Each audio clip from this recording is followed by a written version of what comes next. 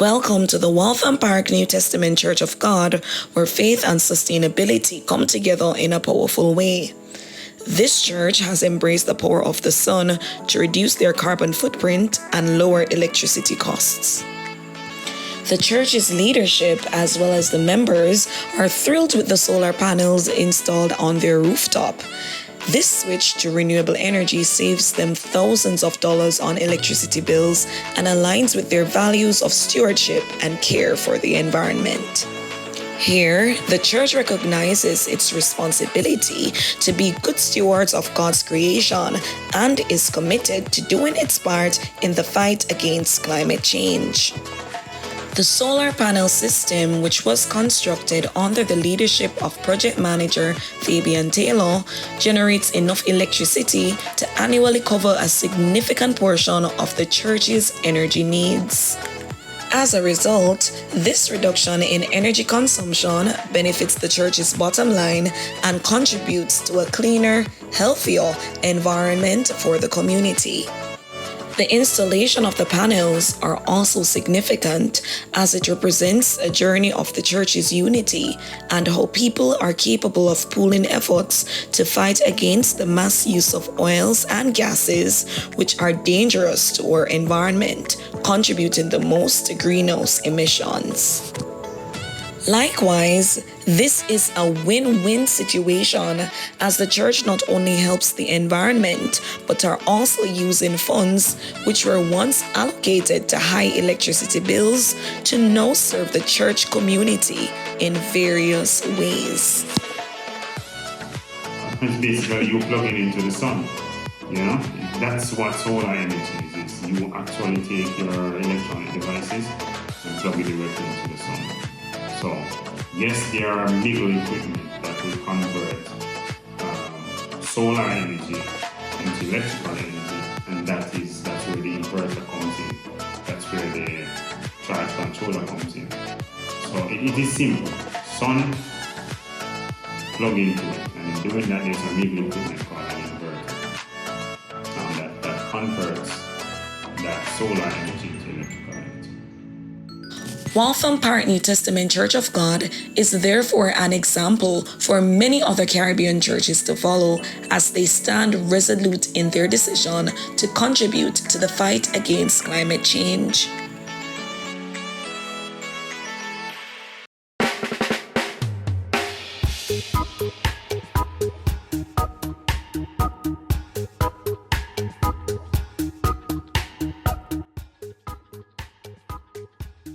Alright, so my name is Delisa McLean. I'm a journalist and I also work in corporate communications, specifically the proposals department for an auditing firm.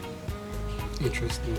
And you also happen to be one of our fellows for Climate Tracker's Climate Justice Fellowship. Yes. Yeah, tell me a little bit about how you got introduced to the fellowship and what it's been like so far. Yeah, my pleasure. So I am, like you said, I'm one of 10 fellows in Climate Tracker's Caribbean Journalism Fellowship.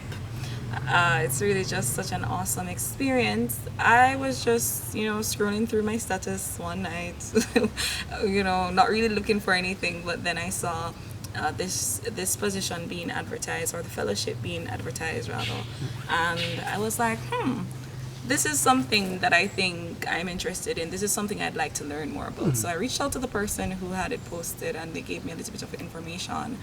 And so right then and there, I applied for it. Not really even expecting, to be honest, to be selected. But very quickly, I heard that I had an interview. And of course, I got interviewed and I shared why I wanted to become a part of the fellowship, and here I am. So to give a little backstory, I studied journalism in school, so I'm professionally trained as a journalist. Really loved my courses, loved my lectures, loved everything about the Caribbean School of Media and Communications. That's CARIMAC. But as I transitioned into the world of work, I really went straight into corporate communications. So I was mostly doing like public relations stuff for a company. I was handling their social media. I was just doing a little bit of everything for the company. But that company was a scientific research unit that is solutions, UE solutions for developing countries. And they focused a lot on projects that were geared towards sustainability and just human development and climate change. And I was really just so intrigued. So even though I wasn't necessarily writing articles for the company, I was really much engaged in social media, putting up posters for them, learning about, why it is important for us as humans to protect our environment. And I fell in love with everything having to do with conservation of our natural resources. Specifically, the mangrove restoration project in South Clarendon, that project has really opened up my eyes to some of the detriments of natural disasters and how humans really can have a role to play in it. So I was out in the field a lot. I got a lot of engagement, meeting children at school, just really educating the public a little bit more about the project. So I would say that's where my love for sustainability and for climate change developed. So when I saw that this was being advertised, I really just wanted to shoot my shot. And how when you found out that you got the fellowship, what was your reaction? I was ecstatic. I was so happy because, like I said, even though I am a journalist, trained journalist, professionally a journalist, I had not really been in the field that much since graduating from university. I was really in public relations, still a form of communication, but a different type of it.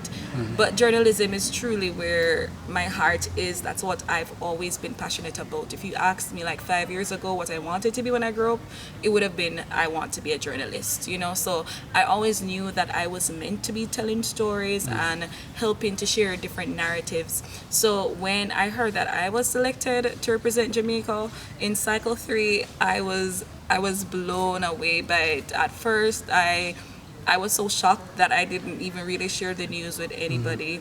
I told like really close family members, and because I wanted to ensure that it was actually real before I started to say, oh, I'm doing this. It really is a big deal to me. Yeah, interesting. And you said you were doing a bit of communications. Yeah. That's also very similar. You do similar things Yes. in journalism. Yes. How would you relate that experience of transitioning into actually doing stories, because you are trained in it, but going from somewhere where you're perhaps doing research for a company, helping them to kind of break things down and communicate some of the stuff they have going on, and transitioning into talking to people more, Right.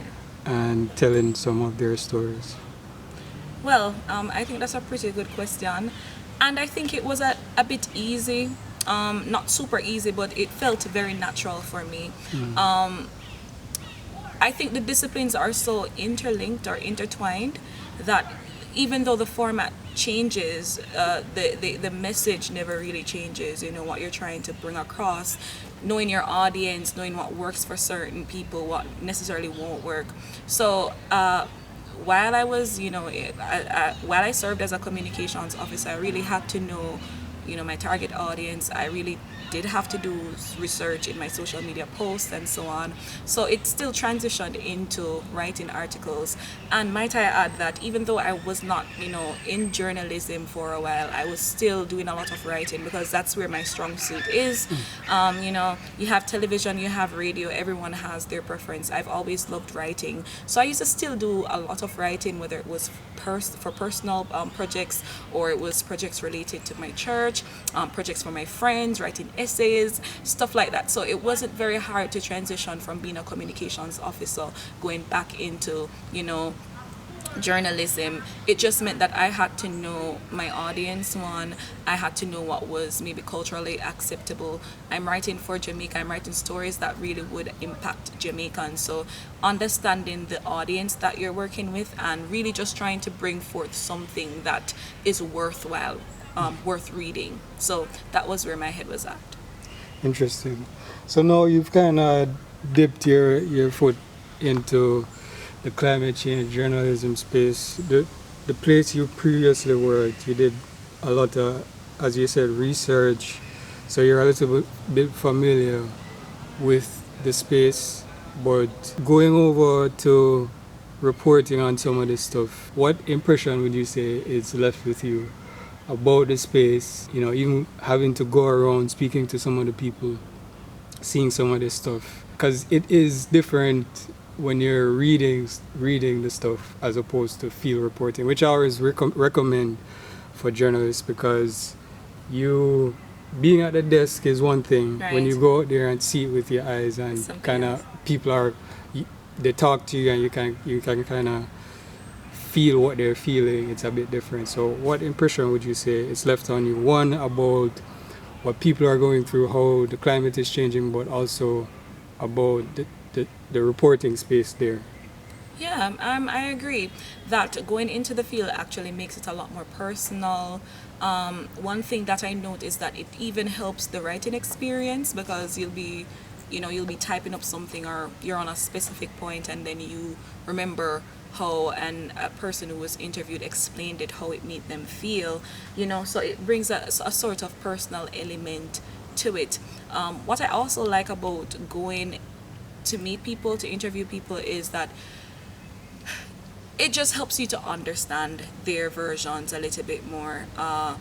The way that they're able to express themselves, it puts you in their position, so it almost humanizes your stories.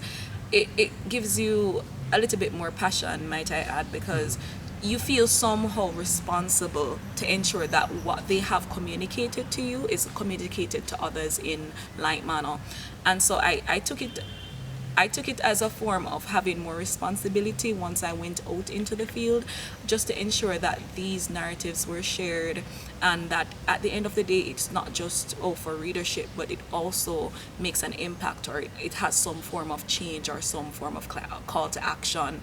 And yeah, that's what I love specifically, even for stories related to climate change. It's not just reporting or just to say, that this has happened, but it sort of invokes something in a person to say, what can I do about this, or how can I help? How can I contribute to change? Mm-hmm. So yeah, I liked walking around interviewing people. Might I add, though, that it's not always very easy. Mm-hmm. I feel like as a journalist, you really have to have a strong back. Mm-hmm. You cannot take people too seriously. You can't take yourself too seriously.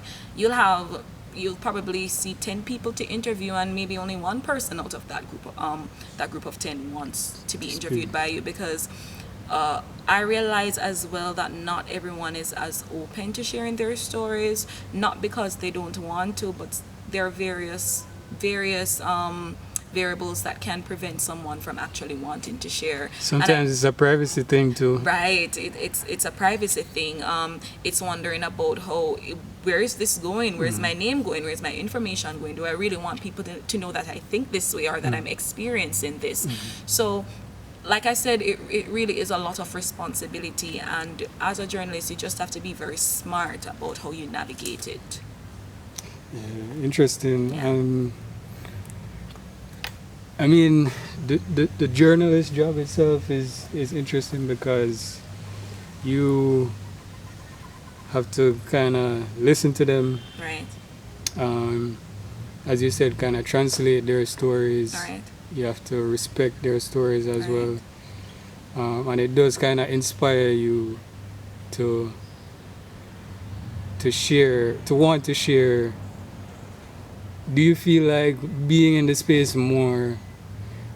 Because you said you kind of had knowledge of some of the stuff that was going on. Yes. But being in the space more now, talking to people more, do you feel it's kind of changed, even you personally, how you view Yes. the whole climate crisis and that kind of thing. Absolutely, it does.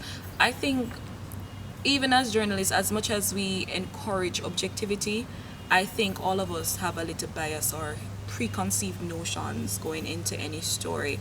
So that is the importance of really speaking to people who are really impacted by a particular story that you're talking about, because I've had an idea for a story going into it to say, okay, this is what I'm going to do, this is the information that I think I can get, but what I get is something completely different, and by then the angle of your story is completely shifted. So I think it's important, yes, to do your research, and yes, to have some form of knowledge going into the story, but just to remain open-minded, because some of our own biases or preconceived notions can be shown when we just try to present a story from this specific angle. And I think that's similar even as it relates to climate change. I think because it has always been such a big discussion, we think that it's always 1 + 1 = 2, but there are other stories that you learn something completely different, something that you did not expect. Climate change affecting people in ways that you didn't even know was possible. So I believe that going into it with just being open-minded, which I had to learn by the time I was at my second story, is pretty important, because it's not always what you expect, Yeah. So yeah. Yeah, no, 100%. You have to be very flexible. Right, and that's the word. Yeah, when you have to kind of be able to roll with the punches too, because sometimes you ask questions and it's like I say, you even write the questions with a particular thing in mind. Right. And you're there asking them and you're not getting the answer that you thought you would have gotten. You can't be stuck on the fact that you're not getting the answer. Right. You have to continue the conversation, because there might be something else there for them to share with you that might be more important. Completely. And as you said, it's important to be open, because you have to respect their story. Right. And even if you go into it with a preconceived notion, that's important, it's like, because the research, it's prepared. You're gonna inform yourself on how to move, but at the end of the day, like you said, most of the time when you go out there, you find something else, and it's important to be open to that. Yes. Because sometimes the story that you find is more powerful than the one you go there intending to do. I agree completely. You had that experience like that? Yes. Tell us about that. Well, not in the solution story.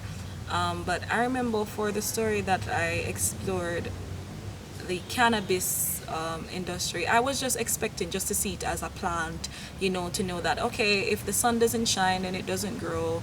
If rain falls, then if too much rain falls, then the plants might drown, stuff like that. So while those things were true, I grew to learn that it was more than just growing the plant, in the physical sense.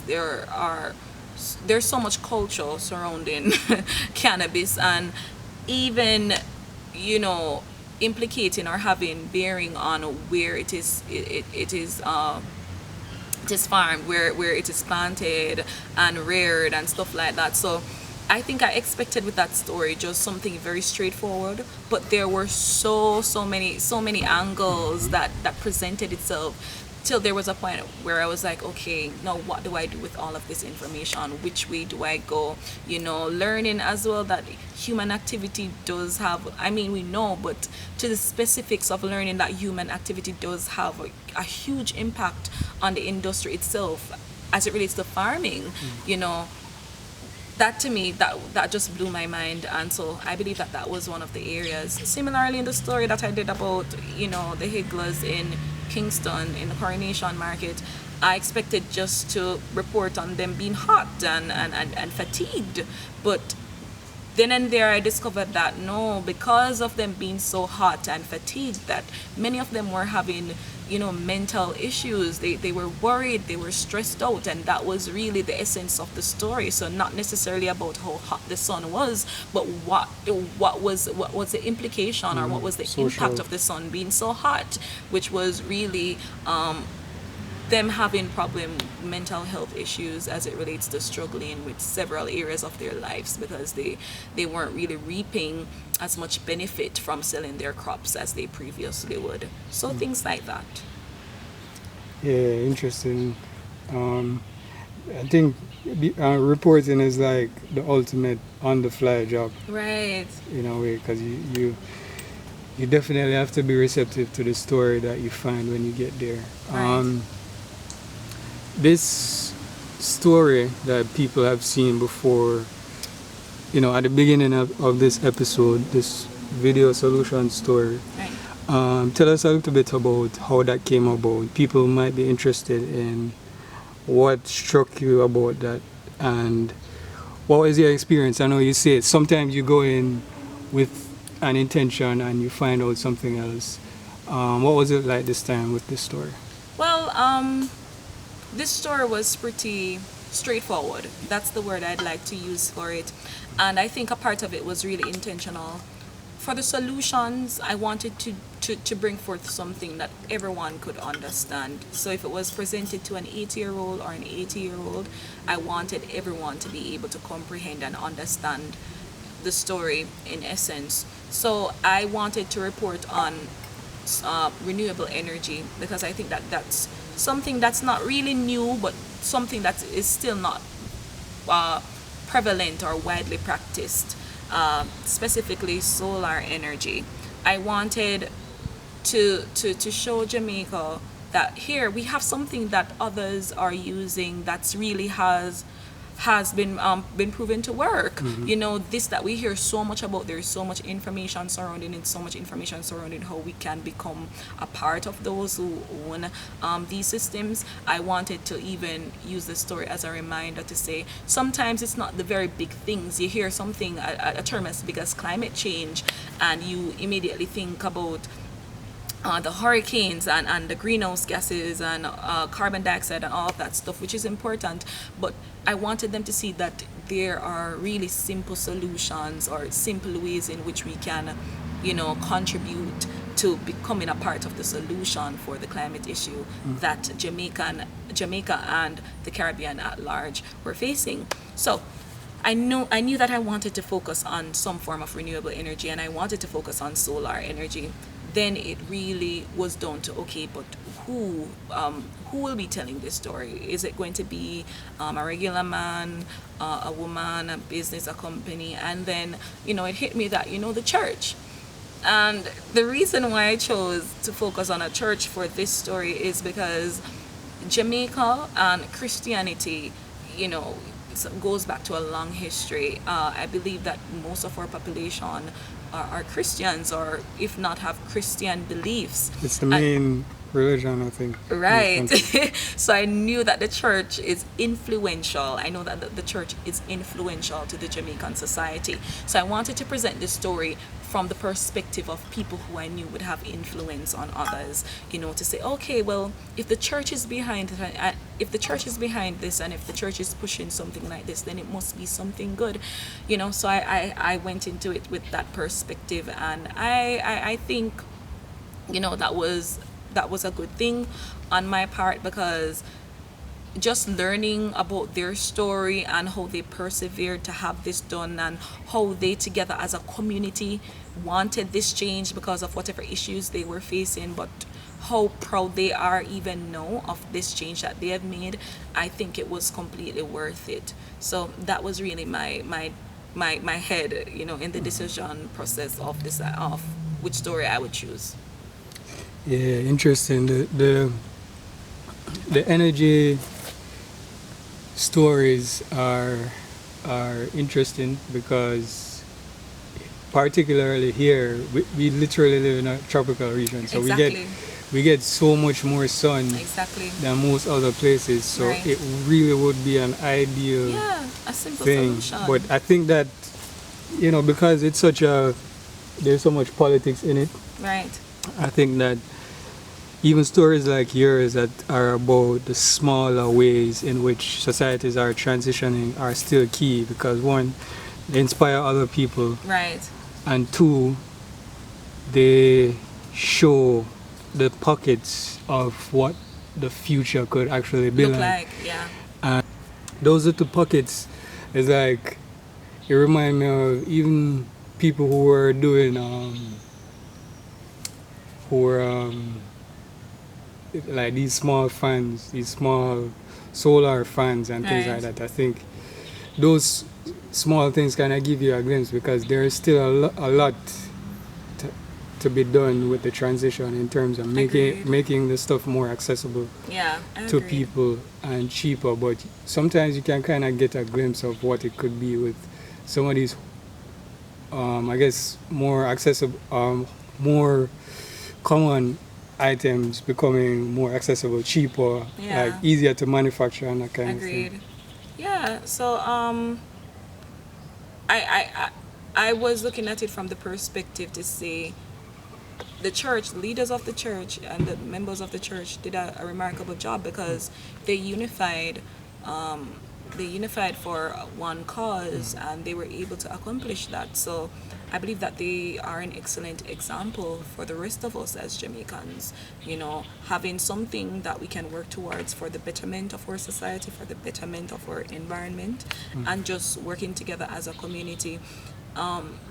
You know, a big gain of using solar energy is really the the decrease in electricity bills, because that church was seeing bills up to 200,000 Jamaican dollars per month, which was really expensive, because if you know how a church is run, it's really what the members inject. So, you know, it's a more sustainable solution, not just for the environment. I see it as a win-win, not just for the environment, but also for the pockets of the people.